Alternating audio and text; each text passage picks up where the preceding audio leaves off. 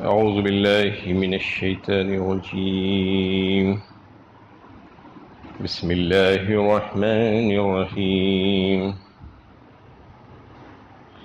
لا يسمعون فيها لغوا إلا سلاما ولهم رزقهم فيها بكرة وعشيا.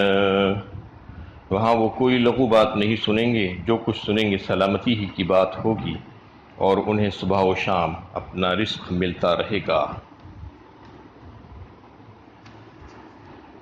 یہ سورہ مریم کی 62 نمبر کی آیت ہے۔ اس سے گزشتہ آیتوں میں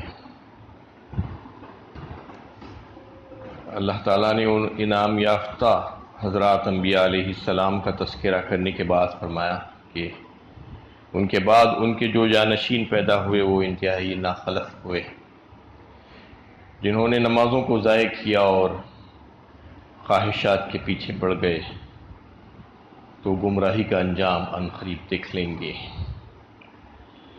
لیکن جو لوگ اس کے بعد اللہ تعالیٰ سے توبہ کی اور جنہوں نے اپنی اصلاح کی اور کفر و شرک سے باز آ گئے، تو پھر اللہ تعالیٰ معاف کرنے کے لیے تیار ہے، اور ان کے ساتھ ذرا بھی ناانصافی نہیں ہوگی، اور ان کے لیے نعمتوں بھری جنتیں تیار ہے جس میں ہمیشگی کے باغ ہوں گے۔ جو بن دیکھے اللہ رحمان پر ایمان لائے، غائبانہ ایمان کی طرف توجہ دلائی گئی ہے۔ تو جو خواہشات کے پیچھے پڑ جاتا ہے اس کی زندگی تباہ ہو جاتی ہے اور آخرت بھی تباہ ہو جاتی ہے۔ افرأیت من اتخذ الہہ ہواہ واضلہ اللہ علی علم وختم علی سمعہ وقلبہ علی بصرہ غشاوہ فمن یہدیہ من بعد اللہ افلا تذکرون۔ سورہ جاثیہ 25ویں پارے میں فرماتے ہیں اللہ تعالیٰ ایسے ہی لوگوں کے لیے فرمایا جا رہا ہے، کیا آپ نے نہیں دیکھا اس شخص کو جس نے اپنے خواہش نفس کو کا غلام ہو گیا، بندہ ہو گیا، اس کو اپنا معبود بنا لیا، یعنی اس حد تک آگے بڑھ گیا کہ نفس کی خواہش جو بھی کہتی ہے بس اس کو مانتا جاتا ہے، جیسا کہ رب کی بات کو ماننا چاہیے۔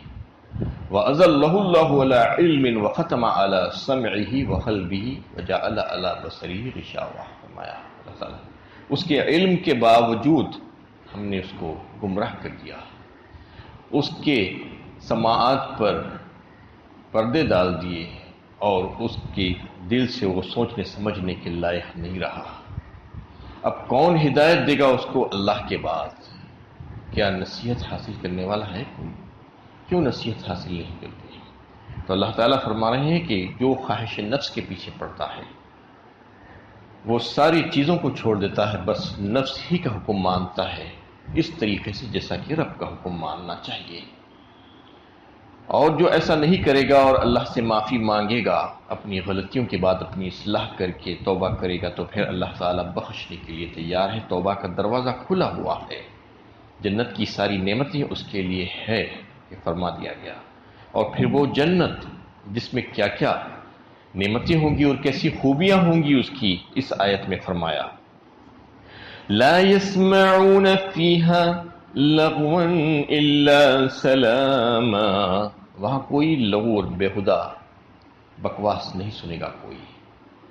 دنیا کے جیسا نہیں ہوگا وہاں پر کہ دنیا میں آپ نہ چاہتے ہوئے بھی بہت سی بےہودہ باتیں سننی پڑتی ہیں آپ کو۔ آج کے دور میں تو یہ ہو گیا ہے کہ آپ فون اٹھاتے ہی کہیں نہ کہیں سے کوئی میوزک، کوئی گانا، کوئی بےہودہ بات آپ کے کان میں پڑ جاتی ہے۔ آپ راستہ چلتے رہتے ہیں، کوئی نہ کوئی اس قسم کی بےہودہ باتیں کرتا رہتا ہے، گالی گلوچ کرتا رہتا ہے۔ وہ ساری چیزیں آپ کو سننا اور برداشت کرنی پڑتی ہے، لیکن جنت میں ایسا نہیں ہوگا۔ وہاں پر صرف اور صرف سلام سلام سلام کی آوازیں، صدائیں بلند ہوگی، اور کوئی جو ہے کسی کی دل شکنی نہیں کرے گا، کوئی گالی گلوچ نہیں ہوگی، کوئی دل آزاری نہیں ہوگی، کوئی رنج و غم اور تکلیف کا سامان وہاں پر نہیں ہوگا کسی کی بات چیت کی وجہ سے۔ وہاں پر بس سلامتی ہی سلامتی ہوگی۔ سبحانک اللہم، یہ کلمات رہیں گے جنتیوں کے۔ وہاں پر جنتی جب کبھی کوئی چیز کی خواہش کرے گا تو بس اللہ کی پاکی بیان کرے گا کہ پاک ہے آپ کی ذات، بس اس کے بعد وہ چیز اس کو دے دی جائے گی۔ وَلَكُمْ فِيهَا مَا تَشْتَهِي أَنفُسُكُمْ وَلَكُمْ فِيهَا مَا تَدَّعُونَ نُزُولًا مِّن غَفُورٍ رَحِيمٍ فرمایا سورہ حامیم السجدہ 24 پارے میں اللہ تعالیٰ نے، یعنی کہ وہاں تمہارے لیے تم جو دل میں خواہش رکھو گے وہ سب کچھ تمہارے لیے حاضر ہوگا، اور جو تم چاہو گے وہ تم کو دے دیا جائے گا۔ تمہاری کوئی خواہش وہاں پر دبی ہوئی نہیں ہوگی، ایسا نہیں ہوگا کہ میں نے یہ خواہش کی اور مجھے یہ نہیں ملا۔ وہ کس کا دسترخوان ہے؟ وہ تو رحمان کا، غفور الرحیم کا دسترخوان ہے۔ نزولا من غفور الرحیم، تو وہاں پر سب کچھ ہوگا، وہاں پر ساری نعمتیں ہوں گی۔ تو اس جگہ پر جو ہے کسی قسم کی کوئی لغو اور بیہودہ بکواس نہیں ہوگی، جھوٹ نہیں ہوگا۔ لا یسمعون فیہا لغوا الا کذابا جزاء من ربک عطاء حسابا۔ یہ سورہ نبا میں جو ہے اللہ تعالیٰ نے 30ویں پارے میں بیان فرمایا کہ وہاں پر کوئی جھوٹ نہیں ہوگا، اور جو ہے کوئی ایسی بات نہیں ہوگی جو دل کو تکلیف دینے والی ہوگی۔ وہاں پر اللہ تعالیٰ کی طرف سے جزا اور صلہ ملے گا، جزاء من ربک عطاء حسابا، جو تمہارے لیے کافی ہو۔ رب السماوات والارض وما بینہما الرحمن لا یملکون منہ خطابا، وہاں پر کوئی بات نہیں کر سکے گا اللہ کی مرضی کے بغیر۔ آسمانوں اور زمین کا جو رب ہے بس اسی کو اختیار ہوگا۔ رب السماوات والارض وما بینہما الرحمن لا یملکون منہ خطابا یوم یقوم الروح والملائکہ صفا لا یتکلمون الا من اذن له الرحمن وقال له صوابا، فرمایا گیا کسی کو اجازت نہیں ہوگی، سب بستہ کھڑے ہوئے ہوں گے، حضرت جبرائیل امین بھی ہوں گے اور دیگر فرشتے بھی ہوں گے۔ اللہ کی اجازت اور مرضی کے بغیر کوئی بات نہیں کر پائے گا، اور جس کو اللہ تعالیٰ اجازت دیں گے وہی بات کر سکے گا، اور وہ بھی ٹھیک اور درست بات، اپنی مرضی سے نہیں، جیسے چاہے ویسے نہیں، یہاں کے جیسا نہیں ہوگا وہاں پر، بلکہ اللہ کی مرضی سے اور ٹھیک اور درست بات اس کو کرنا ہوگا۔ یہ اللہ تعالیٰ جو ہے مختلف صورتوں میں اس کا نقشہ کھینچے ہیں کہ جنت میں کیا حال ہوگا، محشر میں کیا حال ہوگا۔ تو جنت کی نعمتوں کا تذکرہ چل رہا تھا کہ وہاں پر کوئی ایسی بات آپ کے کانوں میں نہیں پڑے گی جس سے آپ کو تکلیف ہو اور ایذا پہنچے۔ وَلَهُمْ رِزْقُهُمْ فِيهَا بُكْرَةٌ وَعَشِيًّا، اور انہیں صبح و شام اپنا رزق ملتا رہے گا۔ مطلب یہ ہے کہ رزق کے لیے کوشش نہیں کرنی پڑے گی، بھاگ دوڑ نہیں کرنی پڑے گی، جد و جہد نہیں کرنی پڑے گی۔ جیسا کہ دنیا میں تو انسان کو محنت کرنی پڑتی ہے تو اس کو کچھ ملتا ہے، لیکن وہاں پر دائمی رزق ہوگا۔ بتانے کا مطلب یہ ہے کہ ہمیشگی کا رزق ہوگا، بن مانگے کے ہوگا، جو چاہیں گے وہ ملے گا، بغیر محنت کے ملے گا، اور ہمیشہ ملے گا اور کبھی ختم نہیں ہوگا، یہ فرما دیا گیا۔ رات اور دن جو کہا گیا اس کا مطلب یہ ہے کہ ہمیشہ ہمیشہ دائمی طور پر۔ حضرت امام احمد فرماتے ہیں کہ جنت میں تو رات اور دن نہیں ہوں گے، وہاں پر کوئی اندھیرا نہیں ہوگا، بلکہ اجالا ہی اجالا ہوگا، روشنی ہی روشنی ہوگی، وہ تو جنت ہے۔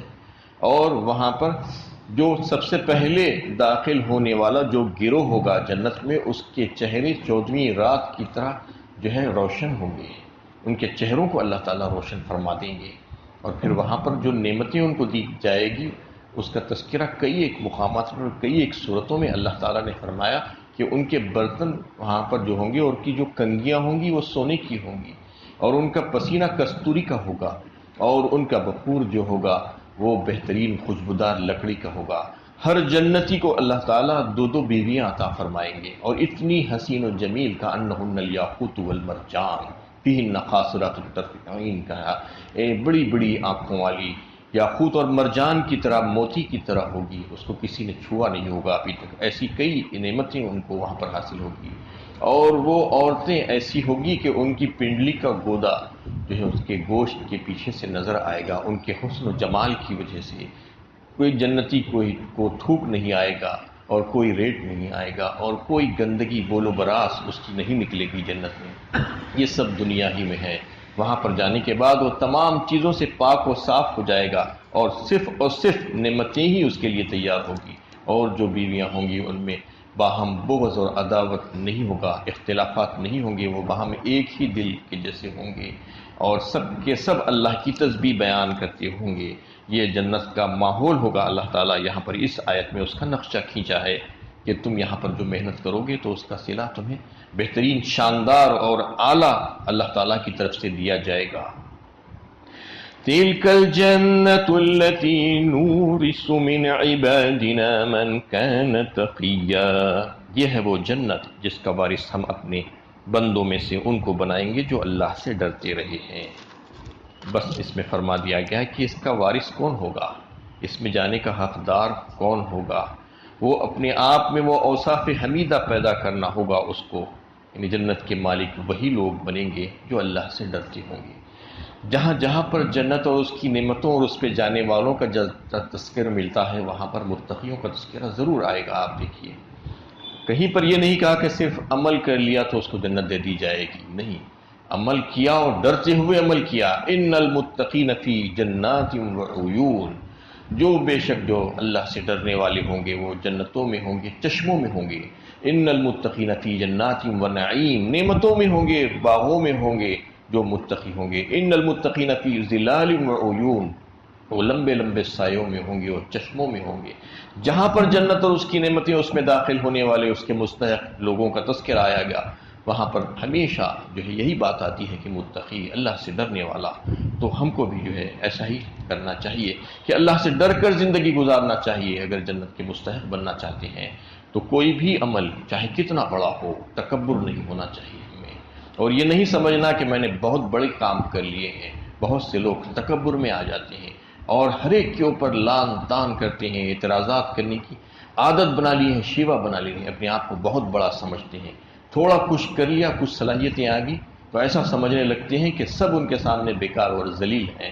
ایسا سمجھنے والا کبھی جنت میں نہیں جائے گا۔ جو تکبر کرے گا تو وہ جنت کی خوشبو بھی نہیں پائے گا۔ یہ فرما دیا، تکبر، کبر اللہ تعالیٰ کی صفت ہے، اور اللہ تعالیٰ کی صفت کوئی اگر چھیننے کی کوشش کرے گا تو پھر اس کو اللہ تعالیٰ جہنم میں ڈال دیں گے۔ تو یہاں پر بتایا گیا کہ یہ ساری جنت کی جو نعمتوں کا تذکرہ آ رہا تھا، تو پھر اس میں کون داخل ہوگا؟ تو اس میں وہی داخل ہوں گے جو اللہ سے ڈرنے والے نیک صالح بندے ہوں گے، جو اللہ تعالیٰ سے ڈر کر اس کے احکامات کو پورے کیے ہوں گے اور اس کی منع کردہ چیزوں سے اپنے آپ کو زندگی بھر بچانے کی کوشش کی ہوگی، اور جب کبھی کوئی ایسی غلطی ان سے ہو جاتی ہے تو پھر وہ اللہ سے فوراً معافی مانگتے ہیں اور رجوع کرتے ہیں۔ ایسے ہی بندے ہیں جو جنت کے حقدار اور اس کے مستحق ہوں گے۔ اللہ تعالیٰ سے دعا ہے کہ اللہ تعالیٰ ہمیں بھی جنت کا مستحق بنا دے۔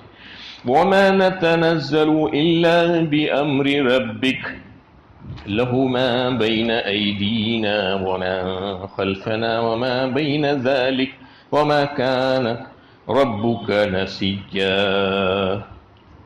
اے پیغمبر صلی اللہ علیہ وسلم، ہم آپ کے رب کے حکم کے بغیر نہیں اترتے۔ جو کچھ ہمارے آگے ہے، جو پیچھے ہے، جو اس کے درمیان ہے، سب اسی کا ہے، اور آپ کا رب بھولنے والا نہیں ہے۔ اس آیت میں ایک بات کی طرف توجہ دلائی گئی ہے کہ فرشتوں کی زبان سے کہلوایا گیا ہے، کیونکہ نبی صلی اللہ علیہ وسلم اور صحابہ کرام وہی کے بڑے منتظر رہا کرتے تھے، اور وہ اس وجہ سے کہ ان کو تسلی ہوتی تھی وہی کے آنے کی وجہ سے، اور ان کے لیے ہدایت کے راستے کھل جاتے تھے، تو ہمیشہ انتظار میں رہتے۔ اور جب کبھی کچھ دنوں کے لیے وحی کا سلسلہ رک جاتا تو نبی صلی اللہ علیہ وسلم بے چینی محسوس کرنے لگتے، کیونکہ جن صبر آزما حالات سے آپ گزر رہے تھے ان میں وحی کا نزول آپ کے لیے باعث تسلی تھا۔ نیز مزید رہنمائی کے لیے بھی آپ صلی اللہ علیہ وسلم وحی الہی کی شدت سے منتظر رہتے۔ آپ اسی انتظار کے پیش نظر جو ہے جب کبھی کچھ تھوڑی سی تاخیر ہو جاتی اور حضرت جبرائیل امین تشریف لاتے وحی لے کر، تو ان کے ساتھی فرشتوں سے نے اپنے حیثیت واضح کر دی کہ ہمارے اختیار میں یہ بات نہیں۔ آپ ان سے کہتے کہ اتنی دیر کیوں کر دی جبرائیل، جلدی جلدی آیا کرو، ہم آپ کے منتظر رہتے ہیں۔ تو اللہ تعالیٰ نے انہی فرشتوں کی زبانی جو ہے یہ کہلوا دیا کہ ہمارے اختیار میں یہ بات نہیں ہے، بلکہ جب اللہ تعالیٰ چاہتے ہیں تو اسی وقت ہم نازل ہوتے ہیں، ان کی مرضی کے بغیر۔ لا یعصون اللہ ما امرهم ویفعلون ما یؤمرون، فرشتوں کی جو صفت ہے اس کو اللہ تعالیٰ نے سورہ تحریم میں واضح فرمایا 28ویں پارے میں کہ وہ کوئی نافرمانی کا کام کر ہی نہیں سکتے۔ اللہ کی مرضی اور اجازت کے بغیر وہ آ سکتے ہیں نہ وہ کچھ کام کر سکتے ہیں۔ یہ تو انسان کو اللہ تعالیٰ نے اختیارات دے کے رکھا ہے تو وہ اختیارات کا ناجائز استعمال کرتا ہے، لیکن فرشتے تو ایسے نہیں ہیں۔ تو فرشتوں سے کہلوایا کہ ہمارے اختیار میں نہیں کہ جب چاہے نازل ہو، بلکہ جب اللہ کا حکم آتا ہے، اللہ تعالیٰ ہمیں حکم فرماتے ہیں تو ہم اس حکم کی تعمیل میں جو ہے اترتے ہیں۔ یہ انبیاء علیہ السلام کی حیثیت کہ ان کی واضح کی گئی، یہاں فرشتوں کی حیثیت بھی واضح کی گئی کہ یہ ساری چیزیں اللہ تعالیٰ کے قبضہ قدرت میں ہیں، کسی کے اختیار میں نہیں ہے، یعنی اللہ تعالیٰ سارے زمان و مکان کا مالک ہے، اور فرمایا گیا وہ سب کچھ جانتا ہے، آگے کیا ہے، پیچھے کیا ہے، ماضی میں کیا پیش آیا ہے، مستقبل اور حال میں کیا ہونے والا ہے، وہ سب سے اچھی طرح سے باخبر ہے، وہ علیم و خبیر ہے، اس کے سے کسی بھول کا امکان ہو ہی نہیں سکتا، لہٰذا اے پیغمبر جو حالات تمہیں پیش آ رہے ہیں اس سے مخفی نہیں ہے، اور اس کی حکمت جب اس کی متقاضی ہوں گی وہی نازل فرمائے گا، آپ اس کے لیے تسلی رکھیے، فرشتوں کو ہم اس وقت اتاریں گے، وہ آ کر آپ کو جو ہے وہ پیغام کو پہنچا دیں گے۔ تو اس آیت میں جو ہے اس کی تسلی کر دی گئی، اور اللہ کے نبی صلی اللہ علیہ وسلم کی جو بے شنی تھی فرما دیا گیا، اور کہہ دیا گیا کہ اللہ تعالیٰ واقف ہے تمام چیزوں سے، وہ جب ضروری سمجھتے ہیں تو بھیجتے ہیں، فرشتے اپنی مرضی سے نہیں آ سکتے، یہ ان کا اختیار نہیں ہے۔ اللہ تعالیٰ سے دعا ہے کہ اللہ تعالیٰ میں صحیح علم و عمل کی توفیق عطا فرمائے۔